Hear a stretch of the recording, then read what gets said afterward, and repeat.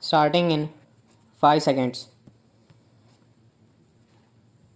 Writ petition number 76 of 2016 was filed for declaring right to sexuality, right to sexual autonomy, and right to choice of a sexual partner to be part of the right to life guaranteed under Article 21 of the Constitution of India, and further to declare Section 377 of the Indian Penal Code to be unconstitutional when the said writ petition was listed before a three-judge bench on 8 January 2018.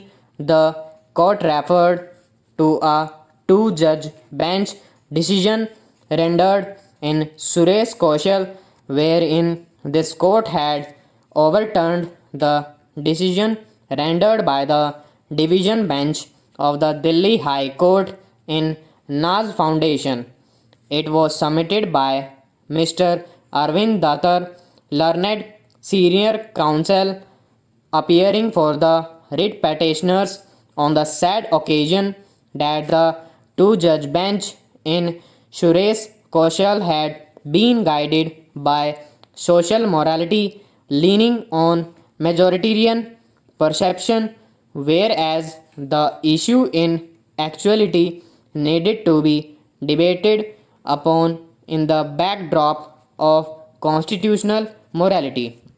A contention was also advanced that the interpretation placed in Suresh Kaushal upon Article 21 of the Constitution is extremely narrow, and in fact, the court has been basically guided by Article 14 of the Constitution.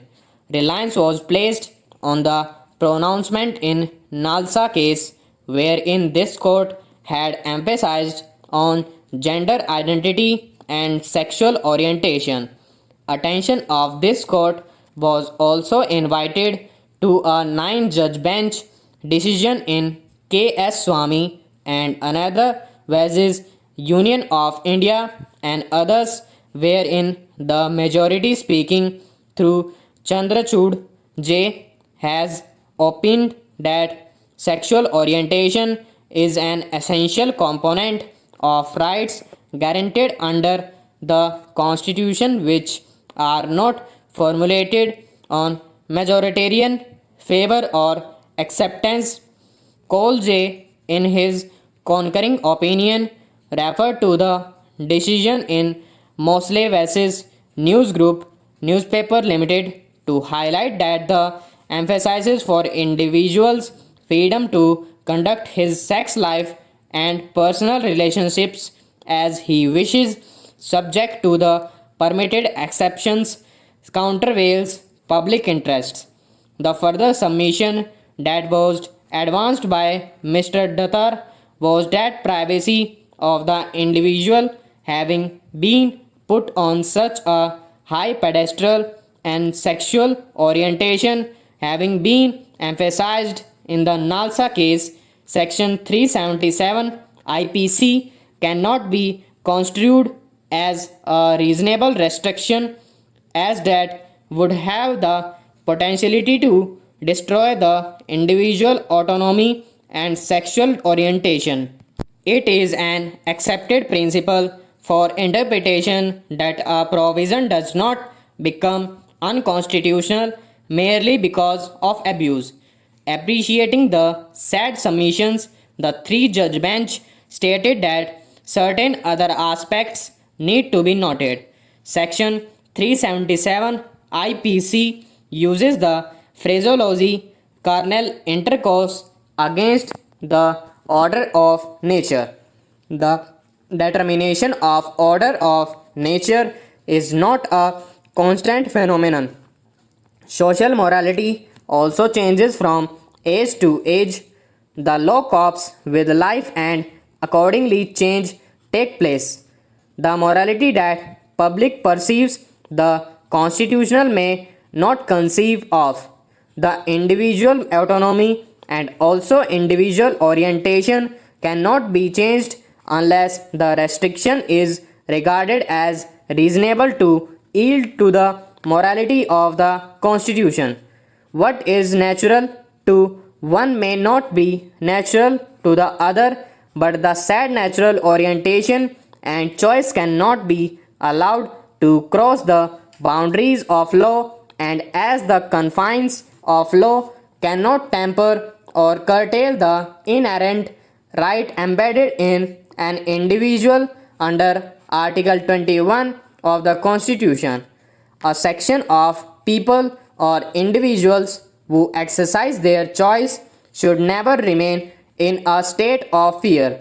When we say so, we may not be understood to have stated that there should not be fear of law, because fear of law builds civilized society, but that law must have the acceptability of the constitutional parameters.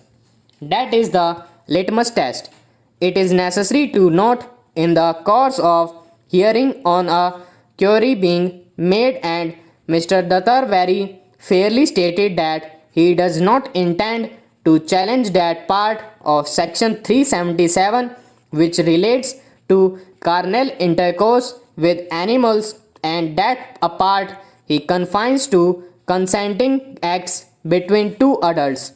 As far as the first aspect is concerned, that is absolutely beyond debate. As far as the second aspect is concerned, that needs to be debated. The consent between two adults has to be the primary precondition.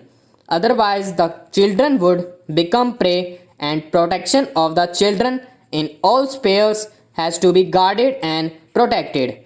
Taking all the aspects in the cumulative manner, we are of the view that the decision in Suresh Kumar Kaushal's case requires reconsideration. The three-judge bench expressed the opinion that the issues raised should be answered by a larger bench, and accordingly referred the matter to the larger bench. That is how the matter has been placed before us.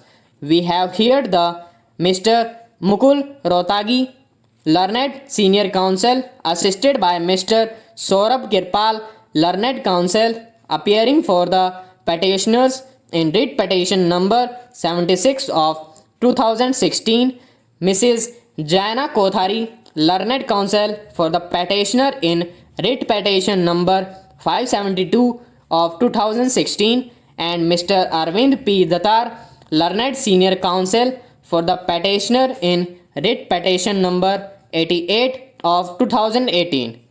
Stop.